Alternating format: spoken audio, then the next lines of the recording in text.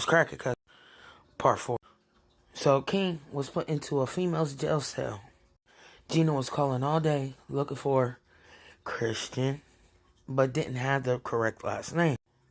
Somehow, King was able to bail out of jail without anybody noticing where exactly he was. But that didn't last very long, because when a lawyer called, Gina pretended to be the wife, and the lawyer kind of broke it down and start talking about, you could be doing time for 6 months in a woman's facility because of the ex trying to press charges. She's like, woman facility? That's a man. The lawyer says, I can assure you that is not a man. So Gina confronted King with this information that she found out from the lawyer. King kind of broke it down in a way of letting her know. And for some odd reason, because where Gina fell in love with King as a person, she didn't care. She still stayed with King. Well, they end up having a court case, and King won, and the ex wasn't happy about it. The ex had asked Gina, hey, it's time for you to pick a side. You either riding with me or you riding with him. And I know for a fact, because where he is not a real woman, which is weird, them kids is mine. Gina's family was even pressuring her with the whole fact of the kids is the ex's and not Chris's. And that she needs to allow the ex to be a father and get away from Chris's lying ass. The family has seen that the ex and talking to Gina was not working, so the ex concocted an idea.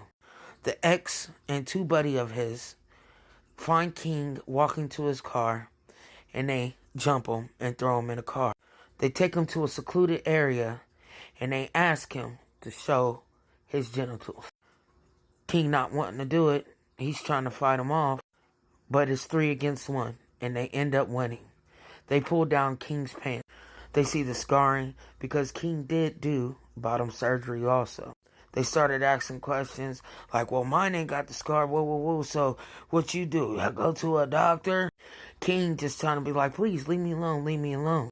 Well, one of them decides to show King what it feels like to be with a man, and they sodomize King. One of them decides to jump in, so that it's now 2 people that sodomize King. The last person to do it was the ex. King, thinking that that's going to be the last day that he lives, he just stops fighting. The ex told King, if I see you around Gina again, I'ma unalive you.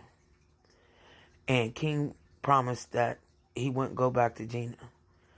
They said, promise me you won't say anything that happened last night. King going with it because, again, he thought this was going to be the last day he was alive. As soon as they drop King off somewhere, King calls Gina. Gina comes and rescue King. Gina ends up talking King into calling the police and filing a police report. There was enough evidence to convict all 3 of them. But for some reason, because it's a small town, they didn't arrest all 3 of them. They only arrested one of them, and the ex wasn't one of them. So King, trying to keep a low profile, the ex ends up telling Gina's family, like, hey, if you see Gina, if you see King, let me know, I'm pulling up. Well, they were in the process of moving everything because the ex knew where King lived. They ended up going and staying the night at Gina's mom's house. They were there for a couple hours before Gina's mom decided to call the ex and let the ex know that King was there. Like for part 5.